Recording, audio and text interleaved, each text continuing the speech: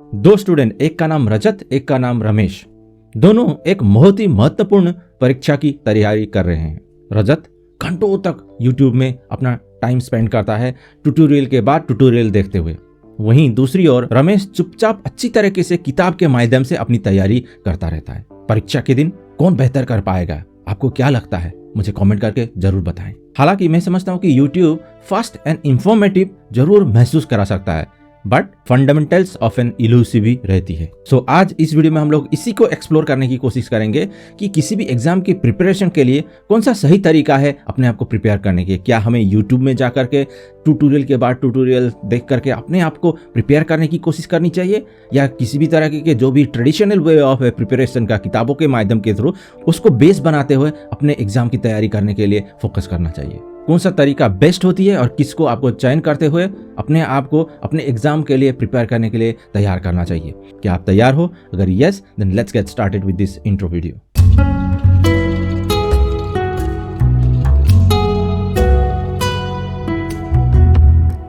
पहले ये समझने की कोशिश करते हैं कि YouTube आज की डेट में इतना ट्रेंडिंग क्यों है और बहुत सारे स्टूडेंट्स क्यों YouTube के माध्यम से ही अपना प्रिपरेशन करने के लिए अपने आप को फोकस करते हैं। मैं समझता हूँ कि YouTube क्विक, इंटरैक्टिव और एक्सपर्टों से भरा हुआ है और ये बहुत आसान होता है in comparison to reading books.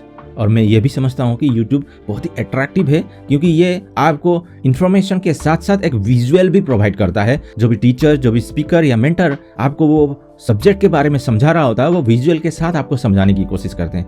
उसके कारण बहुत सारे स्टूडेंट्स इसको अपनाते हैं, जो कि मैं समझता हूँ कि सबसे जटिल सब्जेक्ट को भी समझने में ये आसान कर देता है। इसीलिए बहुत सारे विद्यार्थी इसे अपनाते हैं। विजुअल एंगेजमेंट, ग्राफिक्स, एनिमेशन और जो भी इंफॉर्मेटिव तथ्य हैं उसके थ्रू कोई भी व्यूअर उसके साथ एंगेज एंड कनेक्ट करने में सफल हो पाता है। और सबसे बेहतर, ये सबसे कन्वीनियंट है।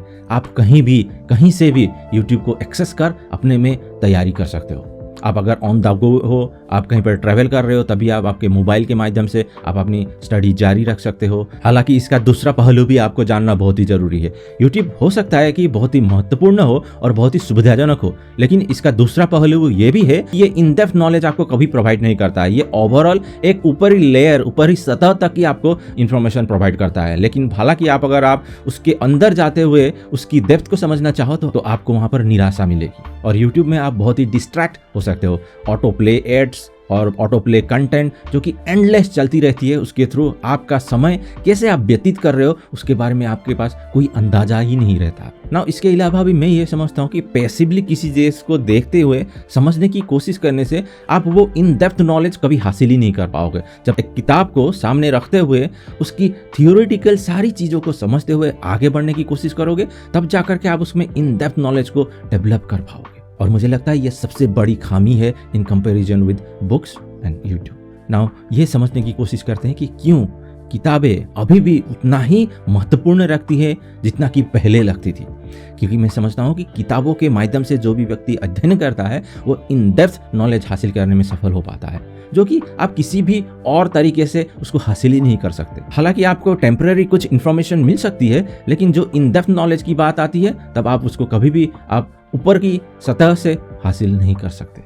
किताबें आपको कॉम्प्रिहेंसिव लर्निंग के साथ साथ कुछ एग्जाम्पल्स, कुछ other different point of view के साथ भी समझाने के लिए बहुत सफल होती है। इसके अलावा भी किताबों के थ्रू आप एक स्ट्रक्चर्ड लर्निंग को अप्रोच करते हुए उसके माध्यम से आप अपनी स्टडी को आगे बढ़ा सकते हो। किताबों में जो भी चैप्टर्स रहती हैं उसको लॉजिकली बिल्ड किया जाता है, और जब आप उन चैप्टर्स को वन बाय वन अप्रोच करते हुए उसको सीखते हुए आगे बढ़ते हो तो आप कंसेप्चुअली अपनी क्रिएटिविटी को, अपने नॉलेज को एक्सपैंड करने में सफल हो पाते हो। इसके अलावा मैं समझता हूँ कि एक्टिव एंगेजमेंट भी किताबों के थ्रू ही आप हासिल कर सकते हो। जब भी आप किसी भी चीज को पढ़ते हो, जो भी आपको मूल्यवान लगता है, जिसको कि आपको रिवीजन करनी हो, उसको हाईलाइट करते हुए, री एंगेज करते हुए और बाद में उसको रिटेंशन के थ्रू रिमाइंड करने में आपको मदद करता है। और सबसे महत्वपूर्ण फाइनली मैं समझता हूँ कि इसमें कोई भी डिस्ट्रैक्शन नहीं होता है। हालांकि इसमें आप और ज़्यादा अपने कंसंट्रेशन और आपकी जो भी फोकस करने का तरीका है उसको आप अप्रोच करते हुए अपनी कैपेबिलिटी को आप इंक्रीज कर पाते हो। इसमें किसी तरीके के एड्स आपको नहीं दिखेंगे, आप किसी भी तरीके के डिस्ट्रैक्शन का सामना नहीं करोगे, कोई भी पॉपअप मैसेज नहीं आएगा और किसी भी तरीके के आपको अननेसेसरी कंटेंट को देखने की ज़रूरत नहीं होगी। आप सिर्फ अपनी किताब पर फोकस करते हुए अपने जो भी पढ़ने की कोशिश कर रहे हो उसमें ध्यान केंद्रित करते हुए अपने इंफॉर्मेशन को लेने के लिए आप अग्रसर हो सकते हो। नाउ ये भी समझना जरूरी है कि एक स्टूडेंट के लिए कौन सा तरीका सबसे आसान और सबसे सटीक होता है। हालांकि मैं समझता हूँ कि यूट्यूब इन्फॉर्मेटिव होता है, फास्ट होता है और बहुत ही जल्दी आप उसमें इन्फॉर्मेशन को एक्वायर करने में सफल हो पाते हो। लेकिन जैसे कि मैंने बताया, किताब वो माध्यम है जिसके थ्रू आप इन डेप्थ नॉलेज लेने में सफल हो सकते हो। यूट्यूब में अक्सर पुस्तकों के द्वारा जो भी मूलभूत बातें होती है उसको समझाने में असफल रहता है, जो कि आप किताबों के थ्रू आप उन सारे फंडामेंटल्स को समझते हुए अपने आप को उसमें और ज़्यादा परिपक्व बनाने में सफल बना सकते हो। और मैं समझता हूँ कि किताबों के थ्रू पढ़ने का जो भी पद्धति है उसको अभी भी गोल्डन स्टैंडर्ड के तहत माना जाता है, क्योंकि मैं समझता हूँ कि किताबों के थ्रू आप एक्टिवली एंगेज होते हुए किसी भी कॉन्सेप्ट को, किसी भी नॉलेज को एक्वायर करने में सफल हो सकते हो in comparison to the YouTube learning, जिसमें कि आपको ऊपरी सतह या भी जो भी एक्टिव स्पीकर आपको बताता है उसको सिर्फ आप अपने तरीके से ही समझ पाते हो। किताबों के थ्रू आप अपने क्रिटिकल थिंकिंग को भी डेवलप कर सकते हो, क्योंकि इसमें आपको डिफरेंट एंगल, डिफरेंट पर्सपेक्टिव के साथ एनालिसिस करते हुए डीपर अंडरस्टैंडिंग प्रोवाइड करने में आपको मदद करती है। हालांकि इसको भी हम लोग नकार नहीं सकते हैं, किसी भी जटिल समस्या का और किसी भी अननोन टॉपिक्स को आप YouTube के थ्रू एक्सप्लोर कर उसका इनिशियल इंफॉर्मेशन लेते हुए आप उसको और डेप्थ नॉलेज के लिए पुस्तकों का सहारा ले सकते हो। ना दोनों के प्रोस भी हैं, कॉन्स भी है। YouTube के अपने फायदे हैं, किताबें पढ़ने के अपने फायदे हैं। ना कौन सा तरीका आपको अप्रोच करना चाहिए? मैं समझता हूँ दोनों का कॉम्बिनेशन करते हुए जब आप किसी भी सब्जेक्ट को अध्ययन करने की कोशिश करोगे, उसके लिए इंफॉर्मेशन एक्वायर करने की कोशिश करोगे, देन वो सटीक रहता है, जिसमें कि आप दोनों तरफ से एक नॉलेज एक्वायर करते हुए अपने आप को और स्ट्रांगली बिल्ड करने में सफल बना सकते हो। नाउ चलिए ये समझने की कोशिश करते हैं कि परीक्षा की तैयारी के लिए अपने आप को कैसे मोटिवेटेड रखें, कौन से ऐसे तरीके हैं जिसके थ्रू आप अपने आप को फोकस, कंसंट्रेटेड रखते हुए अपने एग्जाम की तैयारी में अपने आप को लगा पाओ। पहला, सेट क्लियर गोल्स।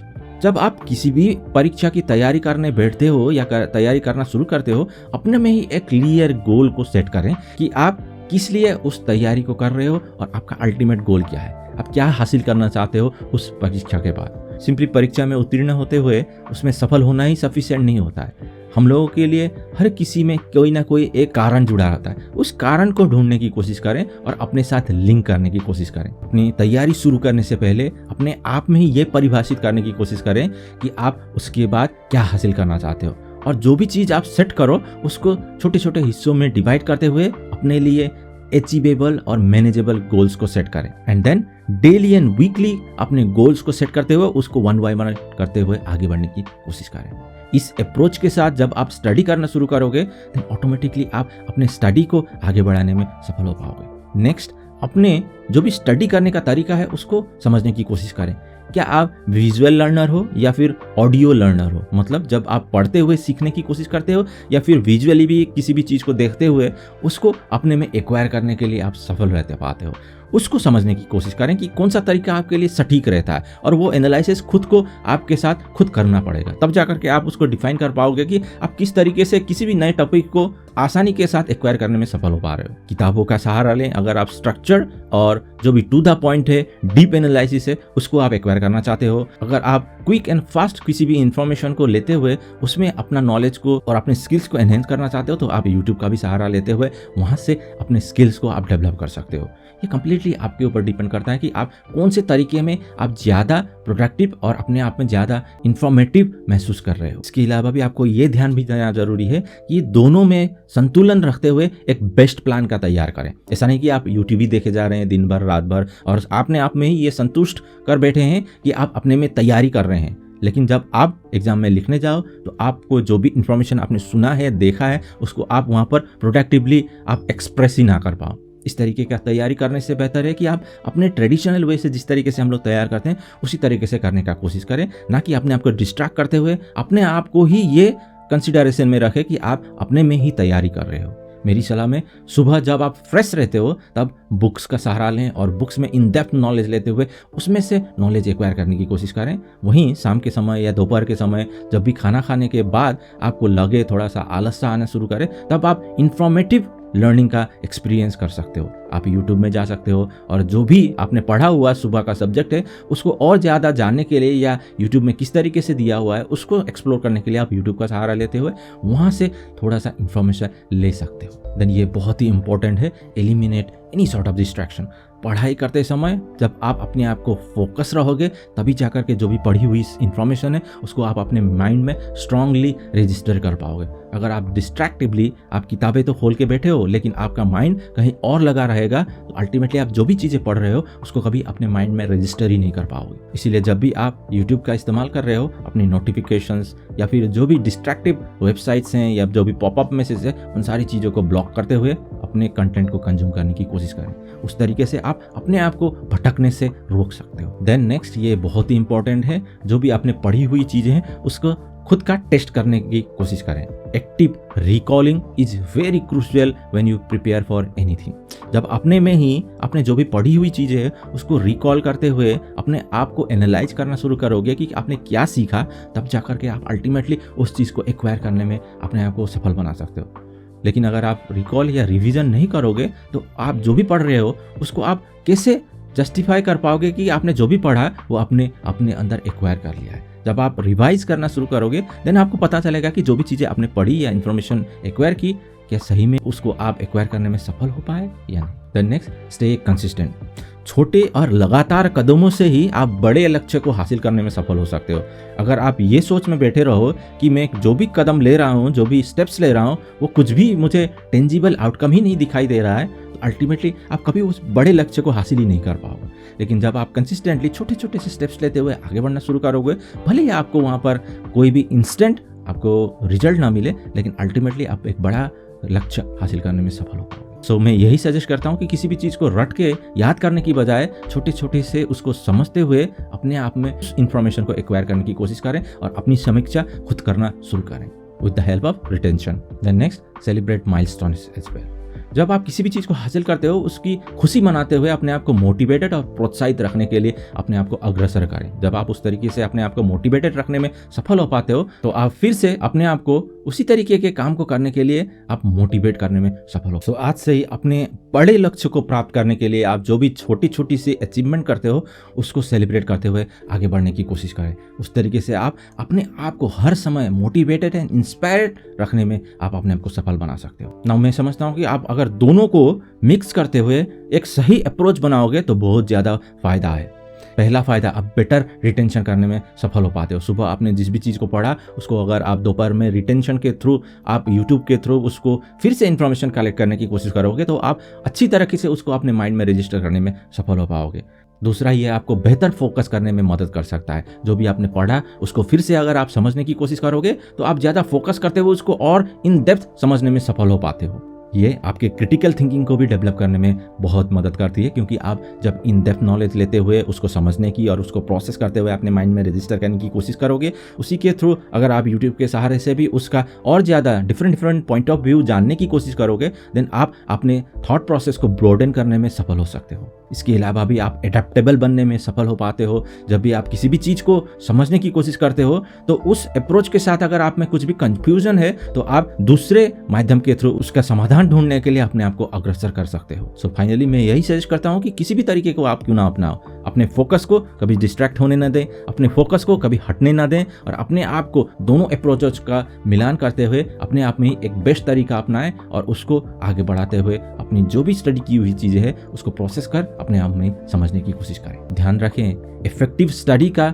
मतलब ही यही है और उसका मूल रूप कारण ही यही है कि आप कैसे स्टडी करते हुए मायने नहीं रखता है, आप क्या स्टडी कर रहे हो और किस तरीके से उस इंफॉर्मेशन को एक्वायर करते हुए अपने आप में आप उसको जानने की कोशिश करते हो, वो बहुत बड़ा मायने रखता है। Now it's your turn.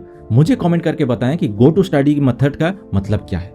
आपके अनुसार गो टू स्टडी मेथड क्या हो सकता है, जरूर मुझे कमेंट करके बताएं और मैं एक एक कमेंट को पर्सनली जाकर के देखते हुए आपको रेस्पॉन्स करने की कोशिश करूंगा। एट लास्ट, अपनी आत्म विकास और पूरी क्षमता तक पहुंचने के लिए आप हमारे कम्युनिटी के साथ जुड़ सकते हो by joining the success foundation programme. ये प्रोग्राम इस तरीके से डिजाइन किया गया है जिसमें कि आप किसी भी सक्सेस को अचीव करने के लिए जो भी फाउंडेशन की चीज़ें हैं उसको आप कैसे बिल्ड कर पाओ। कैसे आप अपनी जर्नी को फास्ट ट्रैक कर पाओ, इन सारी चीज़ों को आपको यहाँ पर सिखाया जाता है और आप इसके माध्यम से आप अपनी जर्नी को फास्ट ट्रैक करते हुए आप अपनी जर्नी को और ज़्यादा बेहतर ढंग से और अपने सक्सेस को अचीव करने में सफल बन पाते हो। इसका लिंक मैं डिस्क्रिप्शन पे दे दूंगा, जरूर जा करके इस लिंक को चेक करें और देखें कि किस तरीके की इन्फॉर्मेशन आप यहाँ पर एक्वायर करने वाले हो, कौन कौन सी आपको चीज़ें मिलने वाली है और कैसे आप अपने सक्सेस को फास्ट ट्रैक कर सकते हो। अगर वीडियो अच्छा लगा है तो जरूर लाइक करें, शेयर करें अपने फैमिली एंड फ्रेंड्स के साथ। अभी तक आपने मेरे चैनल को सब्सक्राइब नहीं किया, अभी अभी आपने इस चैनल को डिस्कवर किया है तो जरूर सब्सक्राइब करें, बेल आइकन को भी दबाना ना भूलें, ताकि इन फ्यूचर में जब भी मैं इस तरीके की वीडियो रिलीज करूं तो आपको नोटिफिकेशन मिलेगा और आप तुरंत जा करके इस तरीके की इन्फॉर्मेशन को एक्वायर करते हुए अपने हिडन पोटेंशियल को डिस्कवर करने में सफल हो पाओ। आपके समय के लिए और वीडियो देखने के लिए धन्यवाद। मिलते हैं नेक्स्ट नए वीडियो में।